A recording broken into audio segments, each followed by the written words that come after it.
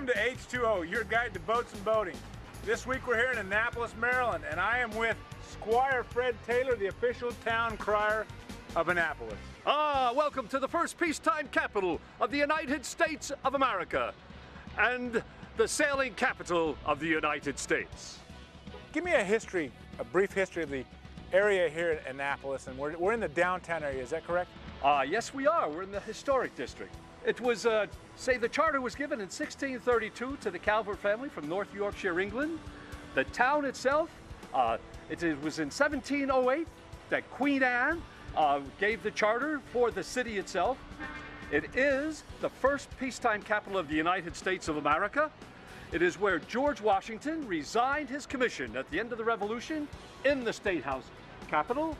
It is also where the Treaty of Paris ended the Revolution, and also the same State House where Thomas Jefferson was made a minister to the country of France. This town looks like it has remained pretty much in a colonial state. Is there a purpose in that?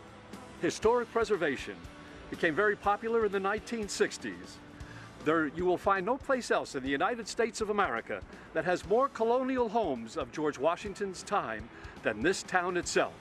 There are more than 50 homes here that go back to the days of George Washington. When was this town established? Well, this town itself, 1708 is when they received their charter. 1649 is when some from the Puritan colony of Virginia, came over here and established the first little town. Fred, I understand there's a very famous person buried here at the Naval Academy. Do you know of that person? Yes, sailed the seas, 1779. Encountered the British off of the northeast coast of England and told them, during the battle, I have not yet begun to fight.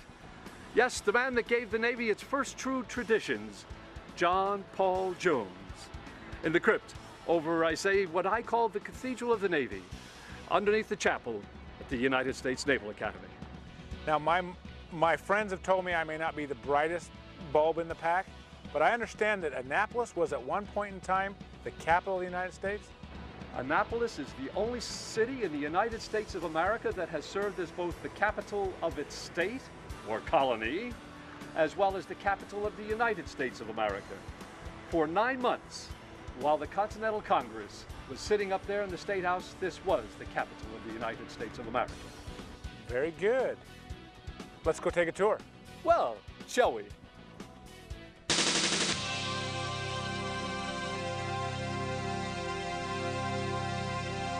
Well, I'm Jock Williams, and I'm the president of the John Williams Boat Building Company, and we have a facility up on Mount Desert Island, Maine, where we build a line of power boats called the Stanleys. We have a 26, 28, 36, 39, and 44 footers, which were derived originally from workboat hulls.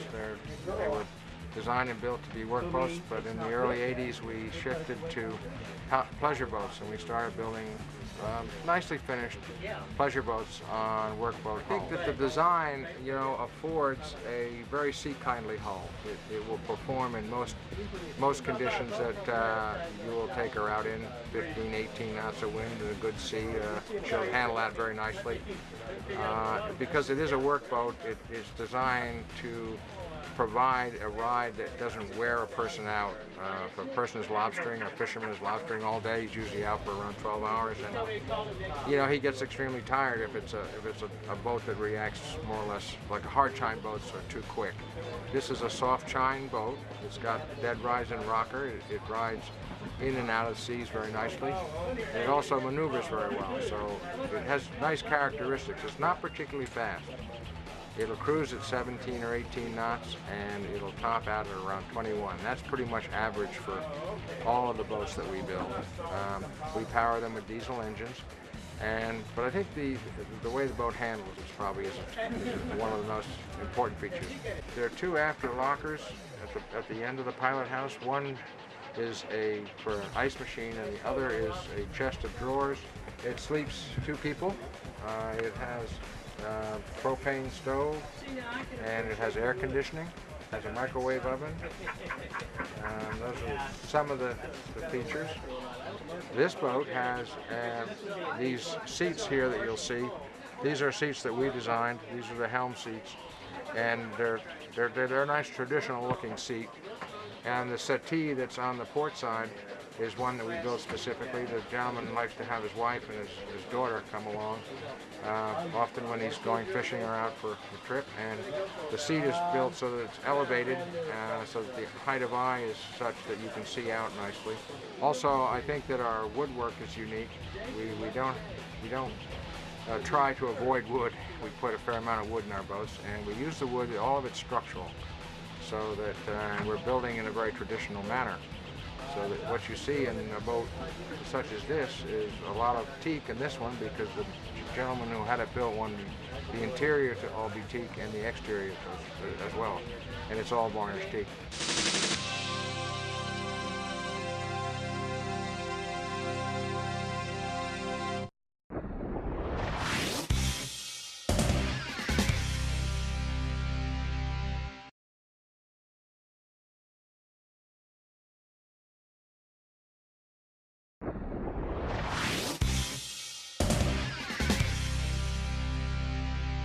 Where are we now? We're on the front lawn of St. John's College, college which they trace back to King William's School in 1696, and they claim they're the third oldest college in the United States of America, that only Harvard and William and Mary are any older than St. John's College. If one comes to school here, you would never have to take an examination because they do not give them. You never have to worry about a grade because they do not publish them. And you never have to worry about a wrong answer because everything you tell them is the right answer. There are no departments. They all study the same great books. And there's a little more than 100 great books, and some of them they'll read right from, the original texts of the Greek. Others they read in their entirety. And at the end of 4 years, everyone receives a Bachelor of Arts degree in liberal arts. And then there was a young man, he started here at the age of 10. In 1789 and finished at the age of 17. Went on to become a very, very good lawyer in the United States of America, the United States District Attorney over in Washington, D.C., what I call the swampland. Argued cases before the Supreme Court.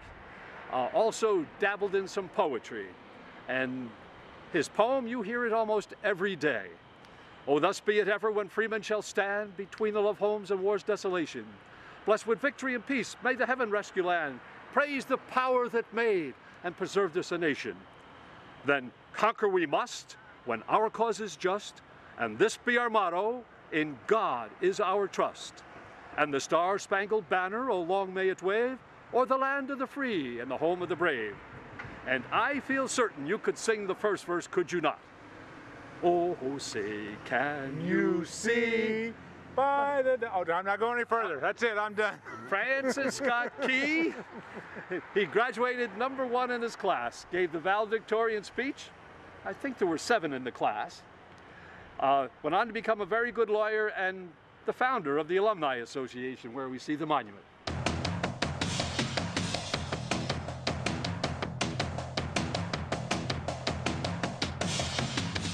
So you're thinking about buying a boat, but don't know if you want to own the whole boat and all of the problems that may go with it. In this week's news ticker, we're going to talk about fractional ownership. Well, fractional ownership is essentially, we take a brand new boat, a Catalina yacht, we divide up its time between 8 individuals. The management company takes care of all the responsibilities: fuel, water, pump out, insurance, maintenance, haul out, the whole deal. And then the members pay a low monthly fee and get to go sailing. We take care of all the headaches. Well, the benefits are really the ability to go out on the water and enjoy a sailboat like you own it without actually owning the boat. You don't have any of the worries of depreciation, resale, insurance claims, slip fees, all that stuff. Again, we take care of all the headaches, and you just get to go out sailing and enjoy your new boat. Average cost for a Catalina 350, which is a 35-foot boat, is between $500 and $600 a month, depending on the location, and slip fees and insurance really dictate the monthly fees. Every member is guaranteed 7 uses per month. All the scheduling is done online in real time via a proprietary application we developed called SailSoft. And so as a member, you just log in and you book the time you like to use, and then you go out and sail during it. Take it anywhere from a single day up to a full 7 days. When you compare it to sole ownership or to single-use charter, which are really the two major options out there for most people today, you either buy a boat or you charter one, there's a huge gap in between for people who want to go sailing in their local waters and don't have the time or don't have the money to make it happen. So we fill that gap, which we believe is a major percentage of the boating market, and we help those people get out on the water.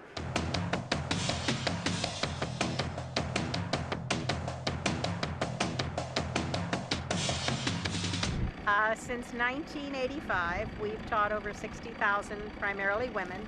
It's a sailing school for women simply because I'm a woman and I wanted other women to find out how great sailing really is. It adds a dimension to your life that most of us don't have. I mean, women do participate in teams and physical sports a lot more than they used to. But the idea of working with a crew, taking turns, doing everything on a boat and making it go has really made a difference in a lot of women's lives. Annapolis is our home port, and we're here from April through October, but we teach in 16 locations around the world, including Greece and Turkey and New Zealand and Ireland. So we take students from all over the world. 18 to 84 are the ages so far, and they learn how to become sailors in their own right, either on their own boats, with their husbands, with their children. So it's just been a way of bringing women along in sailing. Before us, there were very few women who really felt comfortable sailing. I think womanship has actually taught or helped along most of the female skippers who teach or work on boats today. Surveyors, boat captains, they all came through the womanship program. So in a little way, we've made a considerable difference.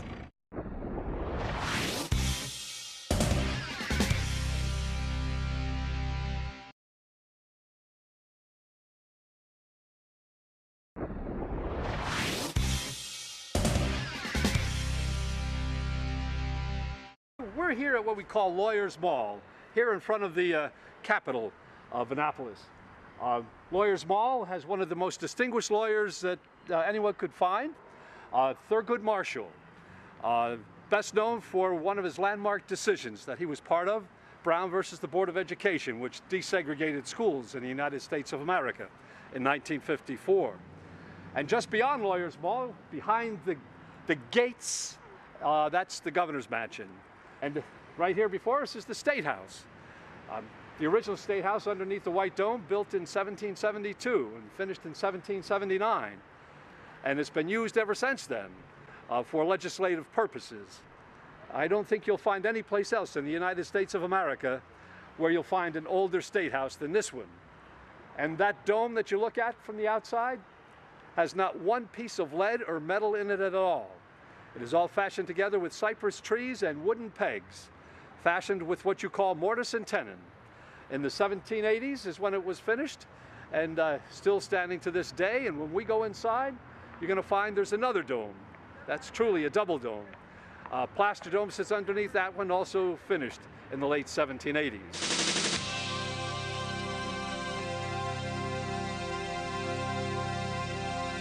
My name's Olaf Krogh. I'm with the Nordic Star brand. We have just launched this Norwegian brand here in the United States.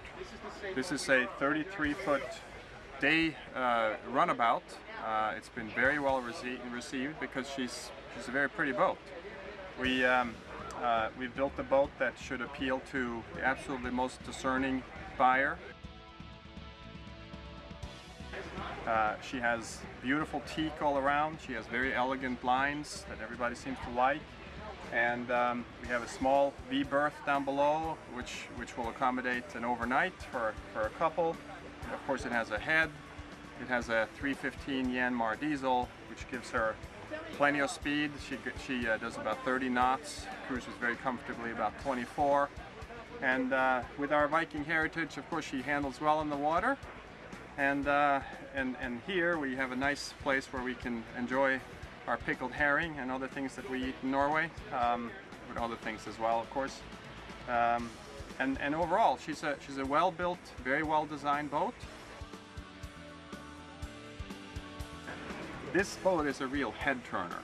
Her lines are absolutely a blend of some very beautiful traditional lines that go back to some of the 1920s, early 30s designs here in the U.S., with some very, very pretty new sort of contemporary European things, like this windshield, which is this one-piece windshield, which we're having made by somebody who makes windshields for Mercedes-Benz. But she also has this kind of crisp Nordic look to her. So in addition to being a good boat in the water, her looks are absolutely stunning. And I bet anyone looking at her would agree with that. This boat has phenomenal looks, yet it's priced very reasonably. And that combination is a winning combination.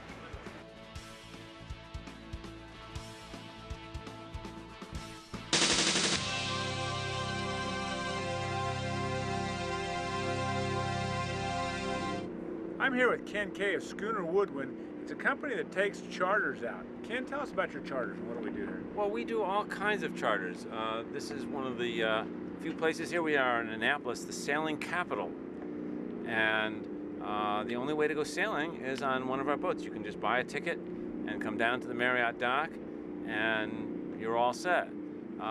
If you want to do a corporate event or a birthday or you know, whatever you want to do, you can also privately charter the boats. In fact, we have the only two identical schooners owned by the same company in the world, and we match race them. So if you're looking for a superb corporate team building event, we can do that. And that is a lot of fun. I understand one of your boats is a little notorious. Well, this boat has been in the movie Wedding Crashers. And I don't know how many people saw the Wedding Crashers, but I guess it's in the millions, which is kind of mind-boggling. Christopher Walken was standing right here. We had Owen Wilson and Vince Vaughn on board. When Christopher Walken takes to the helm and he says, "John, me boy, come back here and steer the Woodwind." He wasn't actually steering. He was actually loosely holding the wheel, and my daughter Jen was lying down here. And she had a compass on her chest to make so she knew which way the boat was going, and she was steering it. When she asked Mr. Walken to take the helm, his response was, "I act, I don't steer."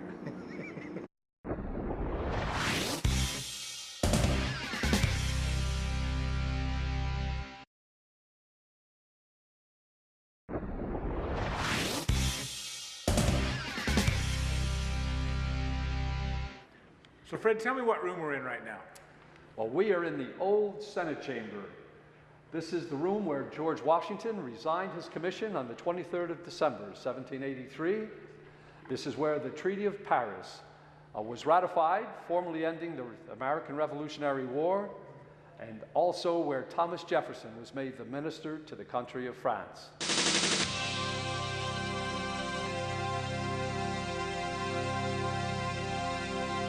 My name is Mark Bruckman, and I'm with Bruckman Yachts, a custom builder situated in just outside of Toronto in Canada.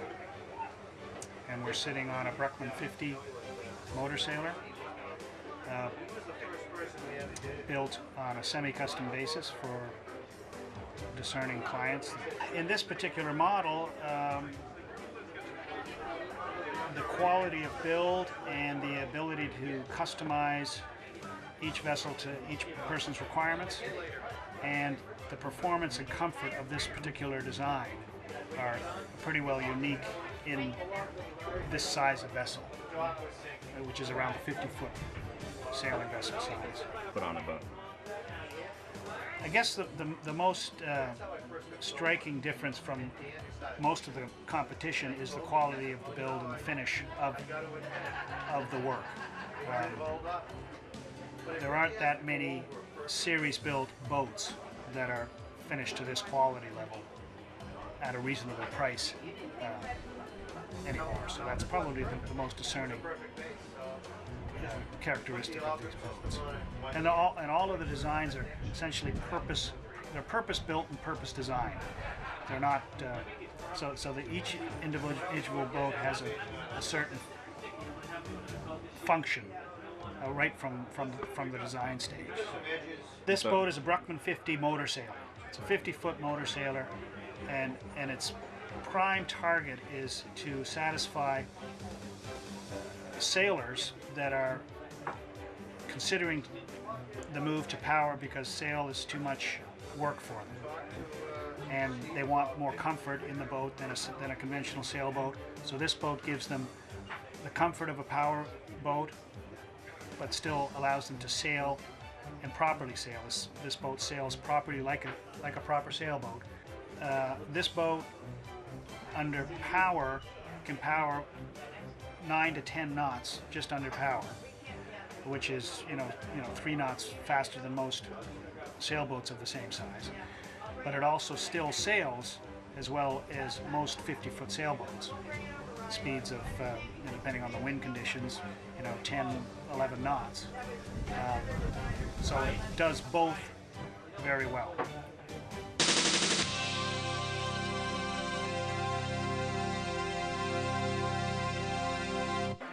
I'm with Bruce Whalen. Bruce, this is Jimmy Cantler's Riverside Inn.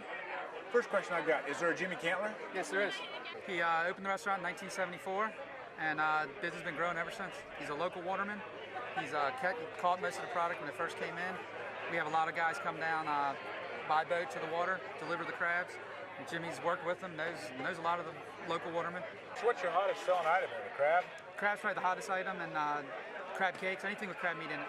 We have crab imperial, anything, crabs with the big draws. In 1786, they gathered here at Mann's Tavern in Annapolis to discuss making some of the remedies to the defects of that Articles of Confederation. They didn't have enough to do business.